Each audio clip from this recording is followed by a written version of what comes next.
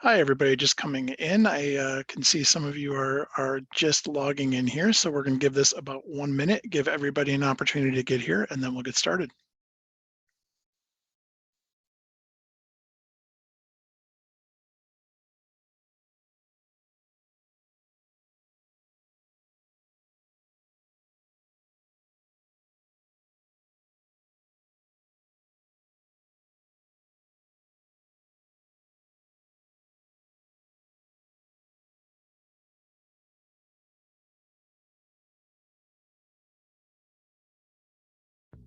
For those of you just coming in, we're going to give this about 30 more seconds to let people get here, and then we'll get started.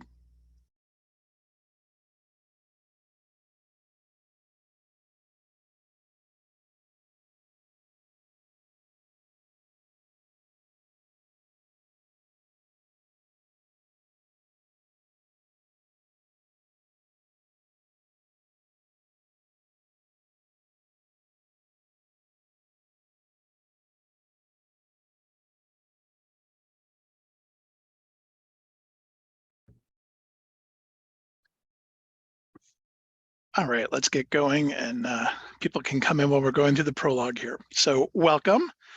This is Building a Grant-Ready Program Budget. I am Matt Carter from Grants Plus. As always, thrilled to be partnering with NCCER. For those of you who have been on previous webinars, you know that NCCER and my company Grants Plus are partnering together to give NCCER's partners the knowledge that you need to start on a grant-seeking journey. A little bit about Grants Plus. For those of you who have heard this before, I apologize. We are a nationwide grant-seeking organization that for about 15 years now has helped nonprofits get the money they need to achieve their missions. We are up to about 250 million, a little bit over that raised in the past 15 years. And our team is now up to about 30 grants experts, of which I am one. I am our senior advisor for training, which means on top of having a client portfolio, I also get to do fun things like this, which I absolutely love. Especially with this group, not to butter you all up, but you are doing excellent work and you're doing such funder-friendly things that I'm excited to get you all started in grant seeking.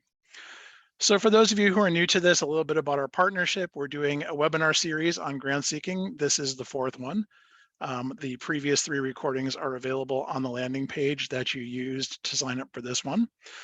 So we're doing those through February. We have some funding opportunities for a lot of the work that you're doing available on that same page. Take a look through those. We're also offering one-on-one coaching sessions, which a lot of people have been taking advantage of. And these are, you get a half hour with me or one of our other senior grants experts to talk about, largely it has been talking about getting started, but any issues that you're having with grant seeking, whether it is how do I start all this or how do I approach one particular funder, we're always happy to talk about any of that. So we hope that you take advantage of that. You can sign up for those, same place where you signed up for this webinar. And we also have some one-page grant seeking guides at the bottom of that resource page that really have a lot of great information and are just handy to print out to have on hand while you're looking for funding. So a few of our ground rules for today. First of all, if you have questions, please use the Q&A feature, not chat. Now, having said that, I'm going to drop a link in the chat in a little bit. So I am going to break my own rule, but I think you guys can't see the Q&A as well as chat. So please use Q&A and feel free to ask questions anytime. And today we are going to learn a few things. We're going to learn to understand the differences between very rigid government program budgets and far less rigid private foundation budgets. We're going to learn how to put everything that we can into program budgets, including overhead.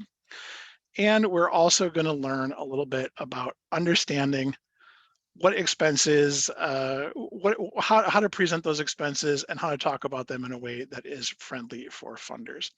So before we get started, I'm going to launch a poll here. We're going to give this about 30 to 45 seconds here. I'd just like to know about this group's experience with budgeting. And we're focusing on program budgets. We'll talk about why in a moment.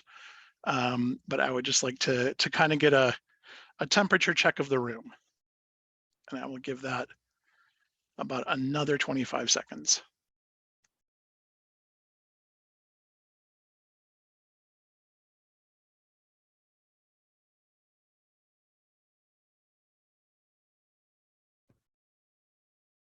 Okay, we have a good variety here. Interesting. Okay, so let's share this. So we have a variety between a group that has never put together a program budget to have put together a government budget. A few of you have put together a private budget, and a few of you have worked on program budgets, but never with a grant in mind. So today, what we're talking about will kind of meld all of these things and hopefully make you all a little more comfortable with all budgets, and be able to really give funders what they are looking for and present your program in numbers in a way that makes them happy. So let me stop sharing that and get started. So first things first, and for those of you who've been to the previous webinars, I feel like I have to say this every time. Why are we talking about programs? So program funding for grants is kind of the default mode versus just organizational funding or operational funding, and there are a bunch of reasons for that. The first is that, again, it's a safe investment for the funder. They're funding something finite. They are funding something with a limited time and a limited scope that has a need, activities, outcomes. They know exactly what they're paying for versus, say, operating funding where they're just supporting your organization and might not know exactly what they're funding. There's also a limited timeline. They are generally going to fund your program for 1 year, and that is that. You have to reapply. So again, it's safer for them. They will probably have clear reporting guidelines. So they're going to know that their funding either funded a program that met the goals or did not. It is pretty cut and dry for that. The reason why they do this is because limited trust is required. So when you are getting your first grants from a new funder, it is almost definitely going to be for a program. That's just kind of a fact of life. And even beyond that, there are some funders who, beyond these things, really draw a hard line. There are some that will absolutely only fund programs. And some of them have these real extreme, like they want to see the math on what is your dollars per outcome ratio or your dollars per client served ratio, which is not super helpful in a lot of ways, but it's there. Others just want to make sure that they know exactly what their funding is paying for in a budget. So we'll talk about, there are some funders that make you say, I'm going to buy X, Y, and Z and pay this salary. And they want to know exactly that. But the good news is we can work with that. So let's talk about that. First things first, though, I want to make sure we are all on the same page, and I want to define our terms. So when I say budget, I am talking about all of the income that you need and all of the costs you're going to pay for your organization to carry out a program, expressed in dollars, unless you're in Europe. I don't think any of you are outside the US or Canada, um, so expressed in dollars. When I talk about a line item, that is one row of the budget that can either be a single item, so I have in here, the program director's salary or new computers for a classroom, or multiple things that are rolled together, staff salaries, technology, supplies. There are some funders that are okay with you rolling it up. There are some funders that want you to list out every single item. I'll let you all imagine which one I, as a grant writer, prefer. There's also your budget narrative, which we're not going to talk a lot about here, but most funders require you to explain how you arrived at your numbers. So especially funders that let you roll up a line item that just says salaries, they often will require you to add a budget narrative that explains this is paying for our director of education, 6 teachers, and 2 assistants, and these are the salaries we're paying them with that. So those are kind of your big items there. So also, we're going to talk about program budgets versus organizational budgets like we just did. Your organizational budget is the full annual income and expenses that it costs to do what you do. For some of you who are running a school or a apprenticeship program that is part of a for-profit, the organization budget and the program budget might be the same thing, but for a lot of you, it will not be, especially if you're applying for a grant for one particular thing you're doing instead of everything you're doing. So there's also then your program budget. So that is the income and expenses required to complete a given program in a given amount of time. And that should be a subset of your organizational budget for many to most of you. So you've got your organizational budget, which is everything you do. Your program budget is your apprenticeship program or your outreach to schools or whatever that program might be. Then there's also a little bit of a hazy thing is your grant budget. So that is the line items that a specific grant is going to pay for. And not every funder requires this. Some funders just want to say, give us the program budget. You say, we would like $25,000 towards our after school craft education program. And they say, fine. Some want to know exactly what each item you're going to spend their money on.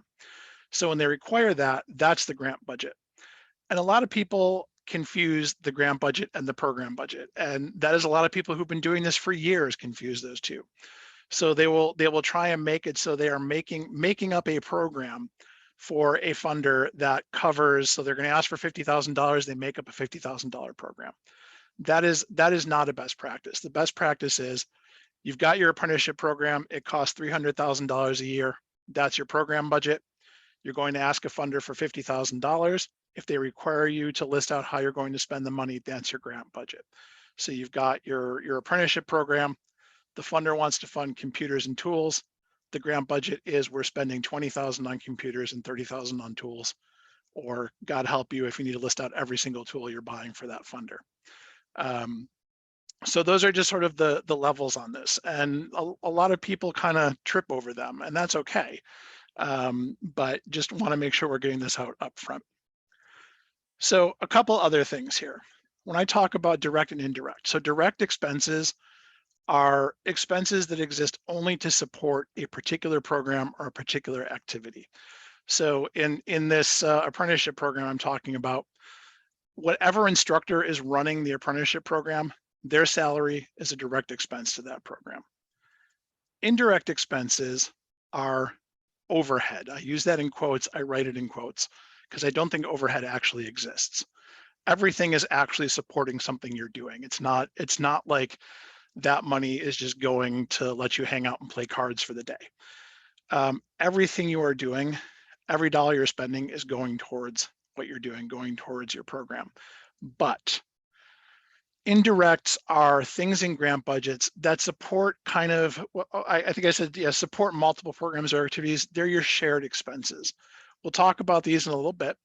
But they're your administration costs. We have to pay for an accountant and an attorney every year. Maybe your director is part of these.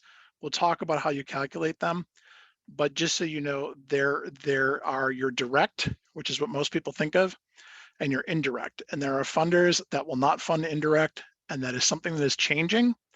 A lot of what I do when I do budgeting is help turn indirect into direct for the funders that will not fund that. But if you're able to have a good calculation on your indirects and are able to include that in grant budgets, you're in a much better place. So we'll talk about that too. So last thing, we'll bore you with definitions here, is your budget versus actual. I don't think I'm telling anybody anything new, but just to be thorough. So this is, a lot of funders will require, especially in reporting, a accounting of, hey, our budget was XYZ, here's what we actually raised, here's what we actually spent. And they want you to be able to kind of have a reasonable difference between those two. So, you didn't say you were going to spend 100,000 and you spent 500,000. They want to understand, or want to see that you understand what you're doing, and they want to know that you are competent at what you're doing. So the closer your budget is to your actual, the better. Okay, having said all that, let's get ready to talk about grant ready budgets. I am going to put up a quick poll for us, if I can make it happen. So this is sort of going to be a pre and a post. So I'm going to launch this one. We're going to talk about three ways that budget should be, and just choose the answer that best reflects what you think. And by the way, these are fully anonymous.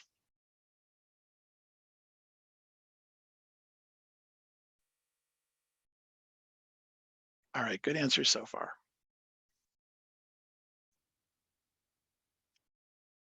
I'm going to give this about 5 more seconds.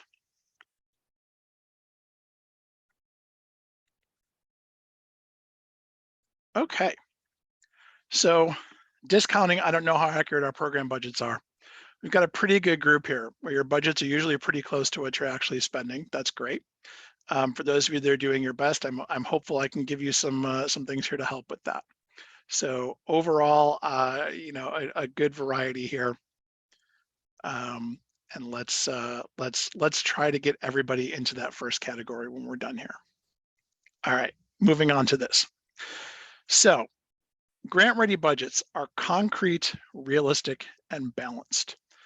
And what this means is that a good budget that's going to make a funder happy is going to basically be the same story as your narrative, but told for an accountant, not a reader. You want to tell the same story in numbers that you've told in words in your narrative.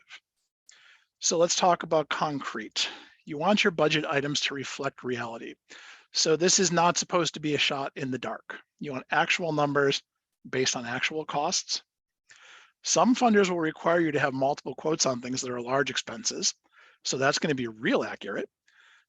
You also should be able to include, especially if you're looking for a multi-year, be able to include easily predicted increases. I know that one of the first things a lot of funders will look at is we have a program budget for 3 years of our program. A lot of federal grants are 3 years. And if they don't see your costs increasing annually, they're going to know that you're not actually thinking this through. You just did year one, hit copy paste, hit copy paste. So expenses go up every year. That's just a factor of life. This year, probably more than others. So making sure that you have easily predicted increases in there. You want to demonstrate that you have done your due diligence. So I want to take a little case study here about the importance of getting multiple quotes for expensive things. And this is actually a client of mine. So you can read on here. Essentially, it's a community organization that got a new community center. They bought an old grocery store. They were very excited about it because a lot of what they do is a food pantry. So this was perfect for it. It had this old cargo elevator, and they wanted to use the lower floor that had been the offices for the supermarket as classrooms. So they were all excited to turn this cargo elevator into a passenger elevator. So they got one quote, and I'm assuming with this audience, you're shaking your heads.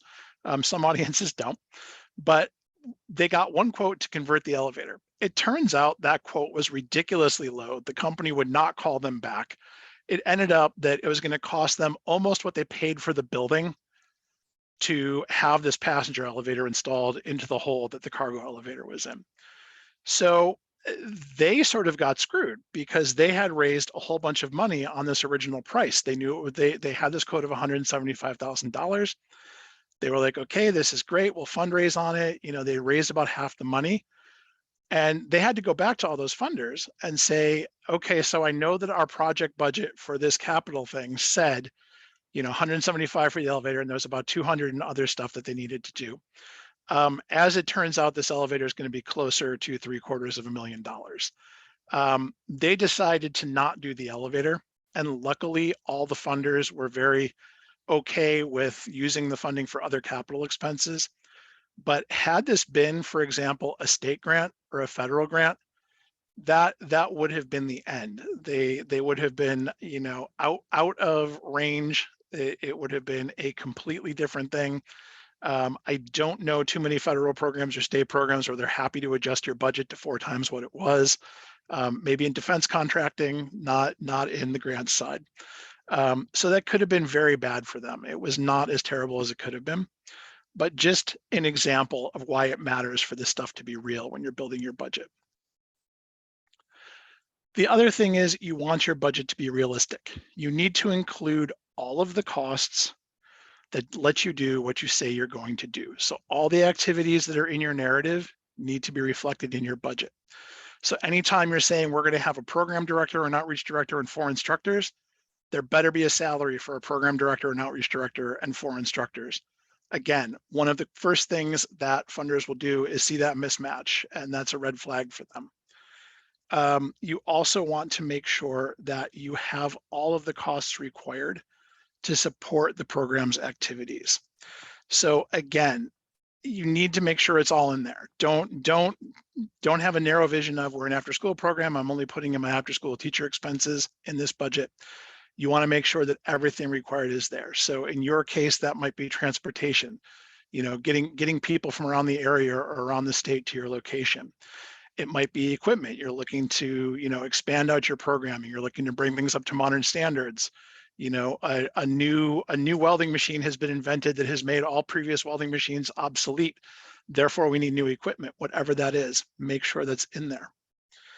And a special note around realistic, and I'm saying this nicely, reasonable and efficient are more important than small. There are a lot of nonprofits that screw themselves by making the smallest budget possible and preemptively trying to be the cheapest thing possible under this thought of, well, if we're cheaper than the next guy, we'll get the money. That's not true.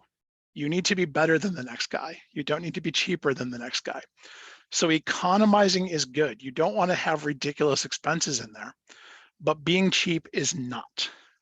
You want to make sure that you've got your full cost.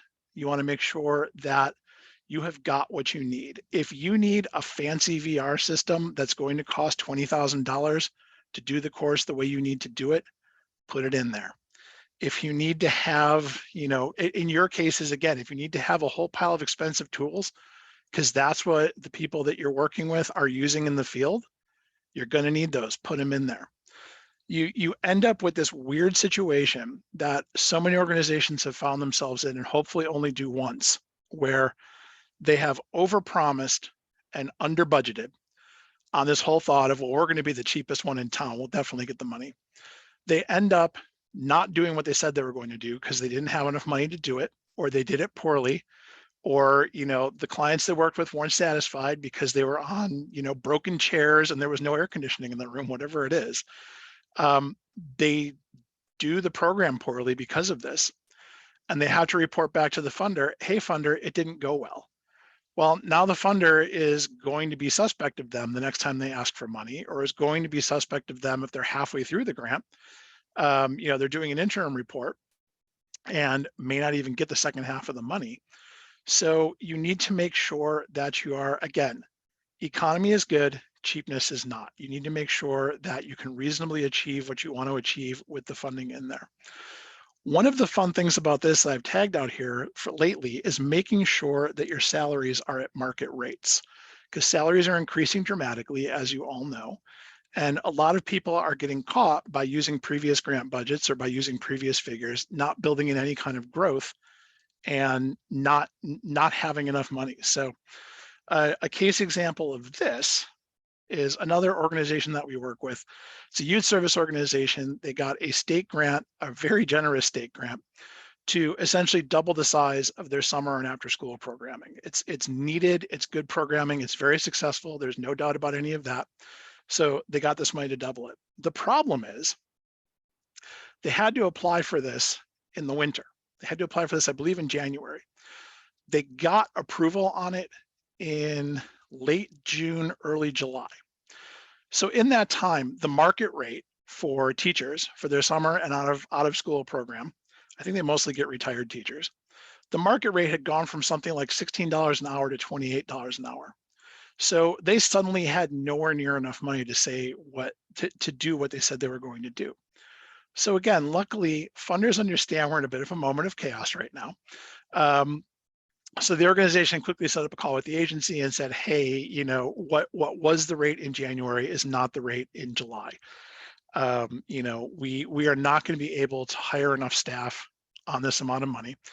So we can either have fewer staff and serve fewer kids, or you can give us more money. You'll be shocked to know the state chose do less kids with less teachers, not give us more money, but that's okay. In the end, it worked out for them. But again, had this been a more rigid funder, this could have been a massive problem, or they could have just tried to do it with the cheapest teachers possible. They could have tried to do it with a greatly modified student to teacher ratio. That would have been bad. And they could have failed, and they could have jeopardized, essentially a lifetime of state money for education programming. So again, making sure that what you've got is real, is realistic, and is expensive enough to get done what you need to get done is counterintuitive, but important. The other thing, which is hopefully not as much of an issue, is that you've got to show realistic income for your expenses. You can't just say, hey, we're going to do this $500,000 program, and yeah, we hope we can raise the money for it.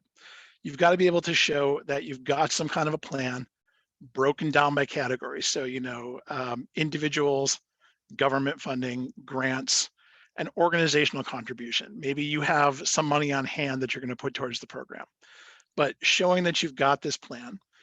And also including earned income. I know for some of you, you're doing this kind of combo where you are charging tuition, but it is not enough to actually cover your expenses. So you're looking for funding for the gap.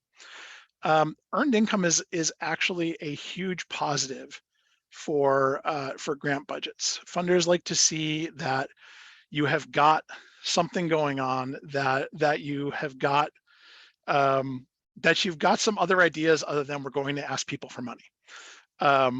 So earned income is always a good thing if you've got it. I think there are some people who have this perception of, well, if we're asking for money, we can't show that we're charging. That's not true. Earned income is good. Funders like it. So having said all that, let's look at this in real life. Let's talk about government versus private. So I'm going to bring up, I'm going to show some federal stuff here. And the reason I'm doing that is because there's 50 states and how many ever territories, and we don't have enough time to go through every single state.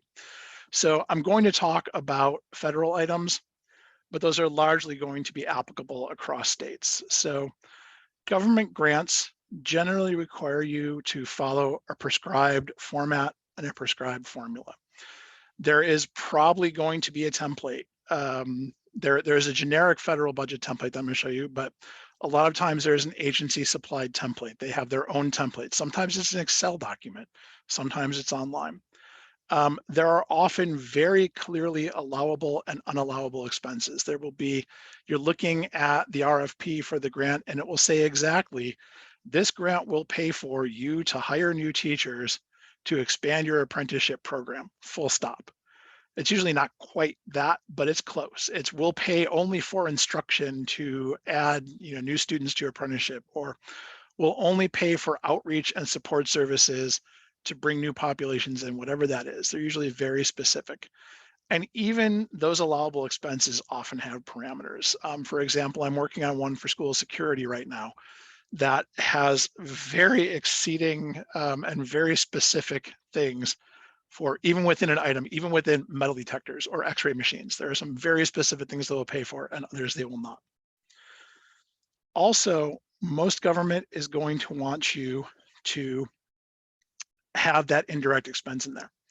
This varies by state. Federal, it's almost always there. States vary, but federal grants will have this prescribed indirect expense amount. So if you have two options on that, there's basically across the federal government, there's a 10% de minimis that says every grant budget, 10% is this indirect. So you don't have to put in your accountant, you don't have to put in your executive director, you don't have to put in your secretary, whatever that is. States will vary a little bit. Like California's, I was looking at a California education program and it was like 3%. So it varies a little bit. The other fun thing with government is that they often require you to have that grant budget that I was talking about. They want to see what you're spending government money on and what you're spending private money on, or what you're spending your own money on. So there will usually be a line item, government versus non-government, across the budget. So let's see what that actually looks like. And I see a question here. I'll get to that in 1 second. So what does this actually look like? So this is form SF424A. It is that default federal grant budget that I told you about. It has all the warmth and intuitiveness of IRS documents. But you can see this is for a multi-year. This is up to a 4-year thing here. And it's broken down by personnel, by benefits, travel, equipment, supplies. All of these are the particular line items. They let you wrap things together because they're going to require a narrative. And you just have to list out all of your items across your years. It totals up in the white boxes all the way to the right, and you are good to go. I mentioned having to be able to show income. So again, this is the federal default, but they want to see either for your grant program or for each line item, The instructions will say which. They want to know what is government money, what is your other sources of money, and make sure you have that totaled up. So again, all of this has to balance, obviously, but they want to know. So an example that I've got here so these are instructions from a Department of Labor grant. These are very typical. So for that personnel line, it's telling you exactly what to do. List your staff positions by title, include the roles and responsibilities, very short. Give the salary, the percentage of that is devoted to this project that this grant is paying for, and the amount of that time that will actually be paid for by the grant. Very specific stuff. And there is usually backing this up is more info if you really need it. So again, if you can follow instructions, you can do this. It's just not the most fun thing in the world. Equipment, supplies, this goes on. There's one of these for each thing. But you can see, for equipment, if it's under $5,000 or more, it goes into supplies. If it's over $5,000, it goes into the equipment, etc. Again, very specific instructions for exactly how to do this. If you are a type A personality who enjoys instructions, this is probably relaxing. At the very least, it tells you exactly what to do. So to me, the government budgets, I know a lot of people are kind of challenged by them. To me, I love them because you know exactly what you have to do. It's a bit of reading. You've got to kind of, go back and forth on things and invest some time, but there is no ambiguity. It is dead on. And before I get to private grant budgets, which is next, our question was, does earned income include partnerships and sponsorships? Yes, that is, sorry, my dogs have just heard the UPS person. The earned income is, partnerships, sponsorships, program fees. So sometimes it is, if you're having a gala and you raise, $20,000 in tables and ads, things like that can go under earned income. So anything where you're not where someone's getting something in exchange for it. So they're essentially buying something from you, is earned income. So absolutely include that in there. Okay, so private grants. So private budgets do not have that comfort of a giant phone book of instructions. Sometimes they have a template, sometimes they don't. Sometimes they have allowable expenses and non-allowable expenses, sometimes they don't. Sometimes they don't tell you that they have unallowable expenses until you submit a proposal and they call you and say, this all looks very nice, except we're not going to pay for transportation. And then you have to go back to the drawing board. Frustrating, but real. Some funders don't allow indirect expense. So the best practice is still to leave it in the budget. And then if you've got to do the grant budget, just show that funder's money not being spent on the indirect. There's very few that won't let you add it at all, but some it just goes right by them. They're happy with it. They don't care. Some absolutely don't want to pay for it. Most will not want a line item breakdown of how that money is going to be spent. So that grant budget we talked about, where you say, okay, our total is this. We're going to spend your money on 2 instructors of our 4 and 2 new welders of the 6 we're buying and 5 new computers, whatever that is. Some want that, some don't. Usually they will let you know. We're going to talk about kind of a default that covers everything, but just be cognizant of when you're working with funders, you have to be aware of these things. And just a reminder, the program budget versus the grant budget. The program budget should include all of the expenses that are required to carry out the program. Again, items that the funder may not allow. So you just are showing that, this is our full program. We understand you don't fund transportation. We're not going to spend your dollars on transportation. But part of this program is we pay for transportation for people to get to our site. Having that grant budget. So especially when you're dealing with funders where they have those restrictions, we don't fund transportation, we'll only fund personnel. We don't fund personnel. That's my favorite. You then want to add in that grant budget to show, okay, we know your dollars are only going to be spent on these things that you absolutely want your money to be spent on, and other people's money is going to cover these other things. So even if a funder says we don't fund transportation, still leave that in the budget, because your full program has transportation. Just show them you're not spending their dollars on it. So I've got an example here. I'm going to get a template out to you guys in a minute, but I've got an example here that I've actually removed the funder name from because the format is terrible, but as an example, it works great. So this is for a private funder that does a lot of education funding. So you can see on here, this is sort of everything we've talked about. So let me bring up an example here that is a little closer to your hearts. So it's got what the budget item is. So you're looking, we've got salary, fringe benefits, and the VR equipment that we need to start our program. And then they want the description. So yeah, this is the salary for a full-time instructor. Their fringe benefits are 30%. And we need 23 setups for this VR program. We've got the cost per unit. So again, we're documenting that cost. We've got the total. We've got the amount that other people are funding. We're showing what other people are funding. And then we have the amount that is requested from the funder at that far right column. So I for most brains, including mine, this budget is tilted 90 degrees the wrong way. But it does a good job of illustrating that whole, here's what we need, here's each line item, here's the funding sources for it, here's what you are paying for. This is also a funder that refuses to fund transportation, which is probably why I keep bringing it up. So let's talk about how we maximize our program budget. How do we get the most money out of this? So we have got a few things here. So first things first, include all the common program expenses. I feel like I shouldn't have to add this slide, but for completeness, make sure it's all in there. We already talked about this. Make sure that all staff with a significant role in the program are represented. So again, this theoretical apprenticeship program I'm talking about, not just the program director or the instructors, but also anybody who has direct oversight on the program and is going to spend a significant amount of time on it. And the minimum is 0.05 FTE, so 2 hours a week. After that, it gets a little unreasonable. That can go into the indirect.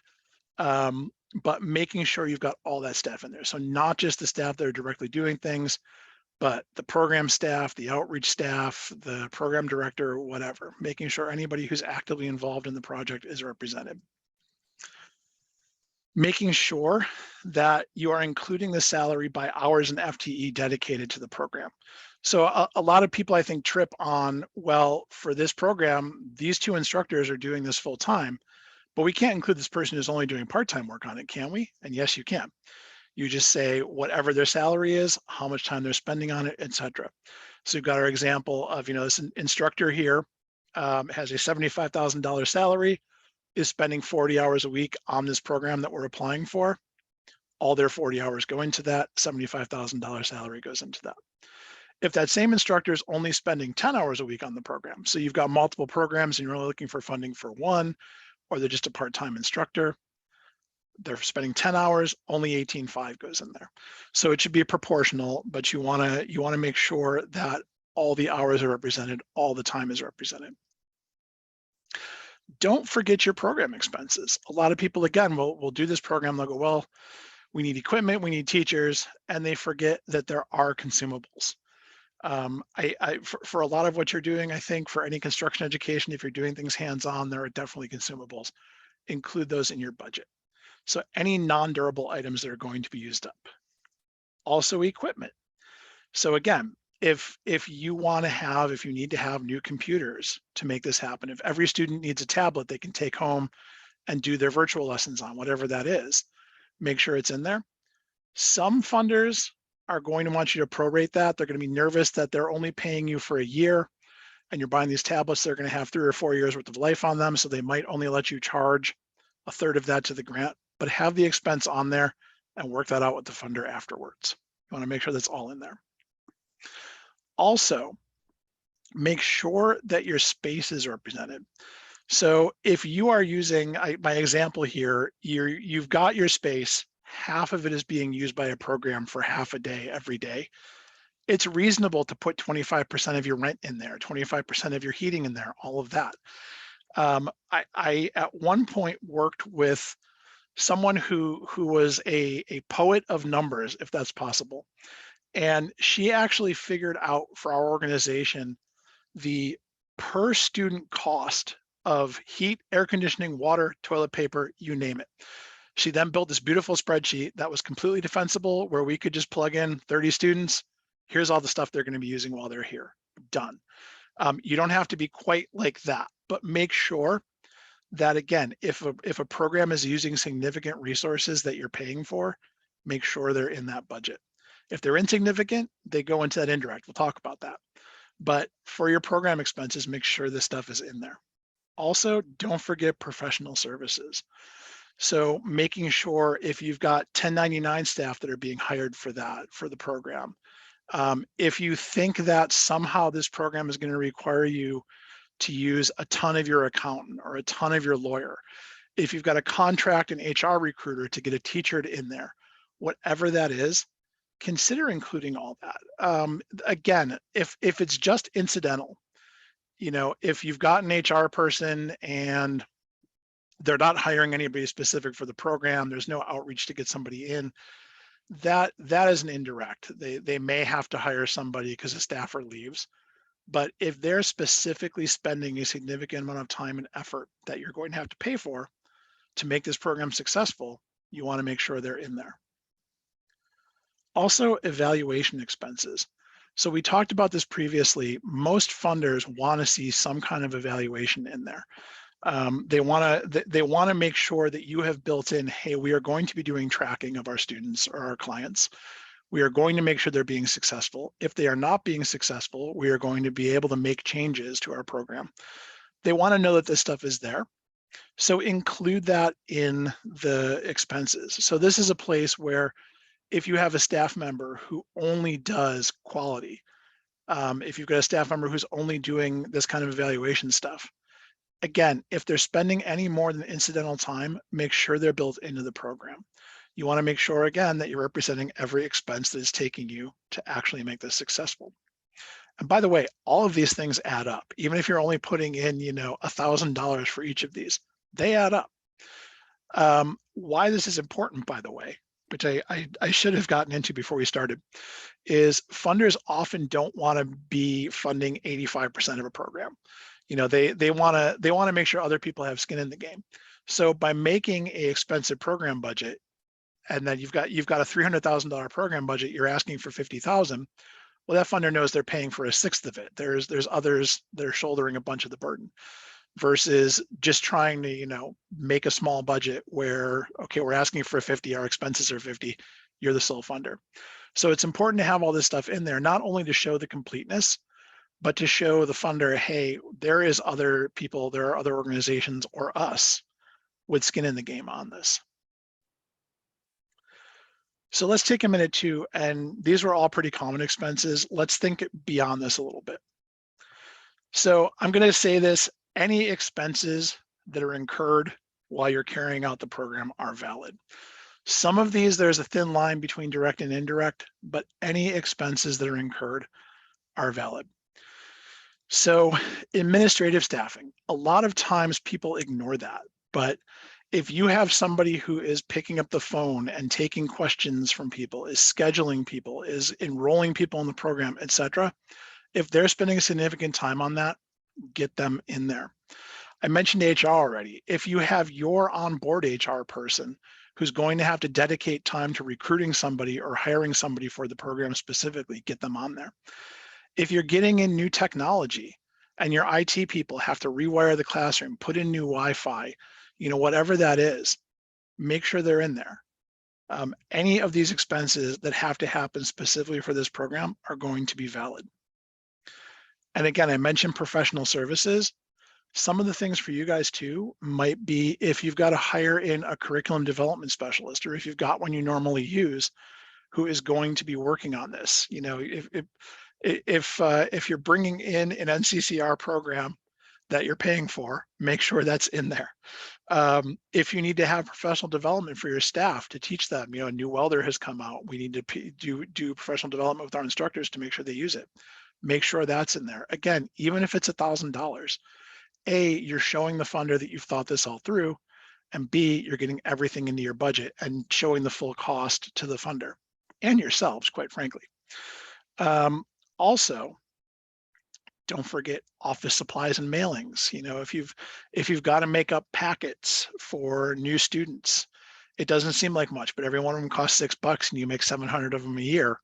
That's suddenly a significant expense. Advertising and marketing. So if you're doing your outreach through advertising, if you're doing some paid marketing in places, make sure that's in there. Again, making sure the expense is there, making sure you're showing the funder that you've thought this all through. Internet, telephone, if you've got to increase your Wi-Fi, you've got to increase your bandwidth, you need to pay for the next level up because suddenly everybody's using virtual devices in your classroom, whatever that is, make sure that's in there. I said professional development, again, make sure that's all in there. Transportation.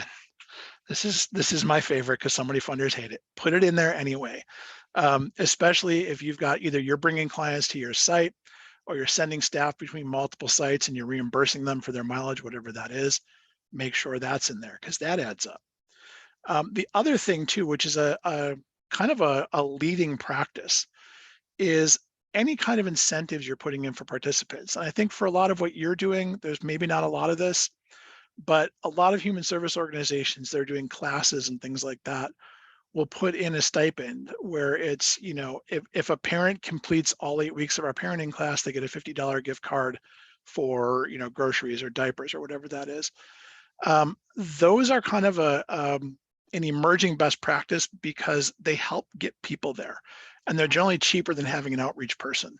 So things like that, if you're using them, make sure they're in the budget. Again, even if the funder doesn't want to pay for them, make sure they're there. So let's talk about indirect expenses. So this is a way to calculate your administrative burden. So everything we just talked about, that's all, things that are easily calculable and things that you can show are happening to make this program happen. But there's still all this other stuff. There's still this kind of administrative background thing that needs to happen. So a lot of this could be the things we just talked about, but that is if they don't have a significant expense in the program. So again, the HR example, if you've just got an HR person that enforces policies and may have to hire somebody, that's an indirect. They can be built in there. The other nice thing about this is, like I mentioned with my former coworker who is the math poet, this lets you have a single line item for a whole bunch of expenses. So if you really do sit down and calculate, any given class uses this much of our space, uses this much of our administrative time, uses this much of our internet, whatever that is. Once you calculate that out, this is a simple way for you to just have that all there. You calculate it once, you check it periodically, but it's there. The issue is that not all funders will support funding these. Again, show it in the budget. A funder might not want to pay for it, but an increasing number of them are, thankfully. So the way you want to calculate these and stuff that goes in there, generally the straight administrative support. So again, not somebody who's taking calls specifically for your program because you're inviting people to call and enroll, but just general administration. Executive oversight is, the boss, the CEO, who might get reports on the program, might have some opinion on it, but does not have time to spend directly on there. Some of their time can be built in. If you're not going to charge occupancy costs in your direct expenses, you want to have them in here. So again, HVAC, electric, internet, space rental, all of that can go in here. That's going to put you probably above 10%, but that's okay. Really, what this is coming down to is you want to make sure that you're able to back this up.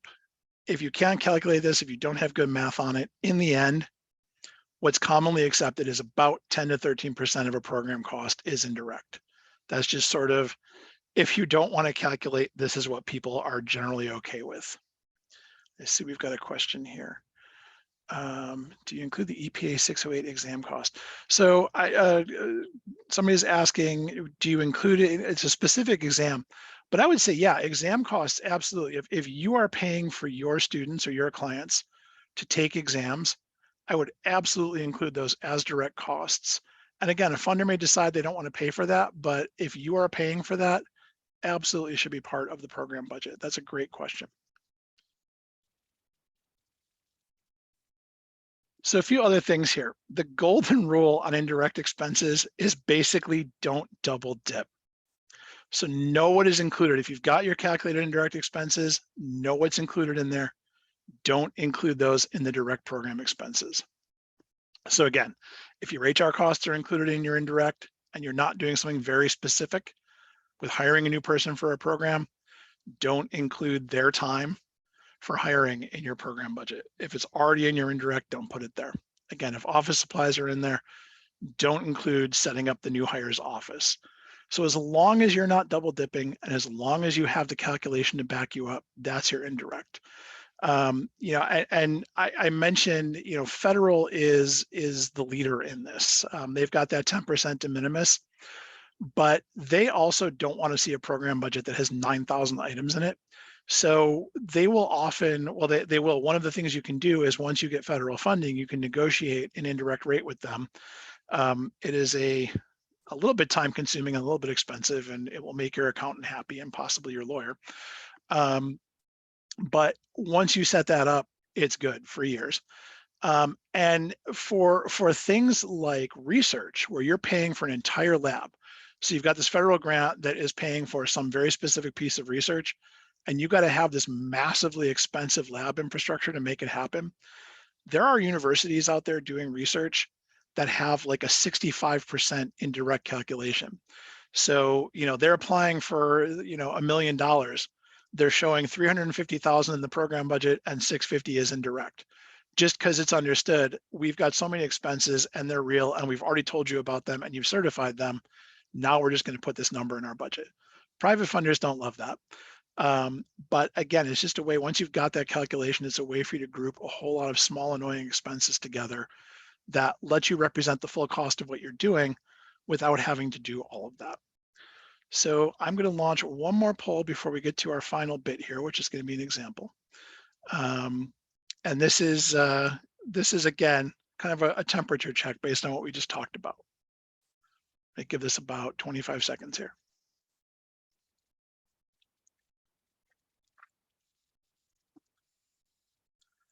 All right, so far, my organization is good at budgeting is winning.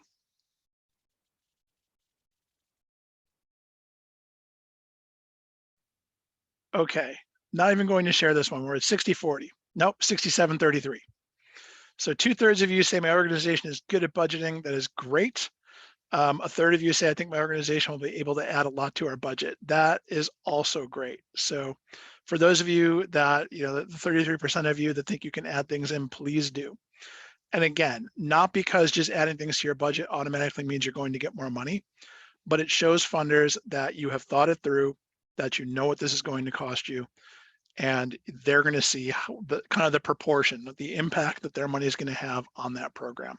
So all of this is important stuff. This is great. All right, so let's move on to the last little bit here. And I am, as promised, going to drop, provided I can get to it, I'm going to drop a link into our chat. Give me 1 second. So this is, don't be alarmed. This is to download an Excel sheet that has 3 sheets on it. There's basically a template budget with an example and then essentially instructions. So what goes where. So you guys can take that back, use that however you want. But let me just show you the example of it, show you kind of how this all goes together here. So, and I apologize, this looks like the JPEG is not pretty on my screen, so I apologize if it's a little bit jaggy on yours. So this is just a example for an education program. It's for an after-school program that I created as an example. So you can see we've got, in this case, personnel expenses are listed out by each position, not each person, because you can see in the top one, we've got 3 tutors. Fringe benefits, all wrapped up into a single calculation, don't have to put them in for each one. So again, just sort of showing for this after-school tutoring program, just really simply, who are the staff that are working on this? You can see I included just a little bit of their outreach coordinator. I limited that to 0.05 FTE, like I said, this person's only going to spend 2 hours a week on that. And then an administrative assistant, both in there as direct expenses, because those are people who are working directly on this. So looking over at the other expenses, and again, this example is in that sheet that I gave you. Um, Making sure that we've got as much on here as we can. So we've got our occupancy and our utilities, which is including, the classroom use for the after school program, so 9 months out of the year, making sure we have some new Chromebooks for them, making sure that under supplies and materials, we've got licensing and art supplies for this program, making sure that this program actually had to expand its Wi-Fi. It needed to install basically second service. So that was $100 a month for them, making sure that's in there. Making sure that there is some travel expenses so that the tutors can go where they need to go between sites and go to an annual meeting. You'll notice there's no marketing and advertising bucks in there because the outreach coordinator is taking care of that by doing outreach to the schools. There's some training in there. They've got to get training on this new software, so we included that. And then miscellaneous, which I didn't bring up because it's too tempting to use for everything. But that there is $100 per week for food for these kids in there. So making sure that's represented in there. So we've got pretty much as we can show in the direct expenses in here. And I think for this one, we actually went with a 13% indirect because there was a little bit of that, but we calculated in a lot of it into the direct here. And I just want to show too, the second half of this is that balanced income. So making sure that you have as many sources in there. And you can see too, I left in a couple that don't have anything in there. And that is not to show, hey, we don't have anything here. It's to show these are not sources of funding for us. So we're not a membership organization. We don't have that. And you can just put zeros in here, whatever that is. But again, this is just sort of showing that of these common categories, here's the ones that actually apply to us. Here's the funding that we're getting. So again, this is just an example. It's a simple start for those of you who maybe haven't done a program budget before. It's an easy download. It's Excel. Everybody loves Excel. So a simple one. That is the example that's contained in there. There's a blank for you to use, and there's a set of instructions in there. So please download that. It's also available if you go back and look at the recording of this. It's available. There's a little link for it under where the recording will be. So what is next?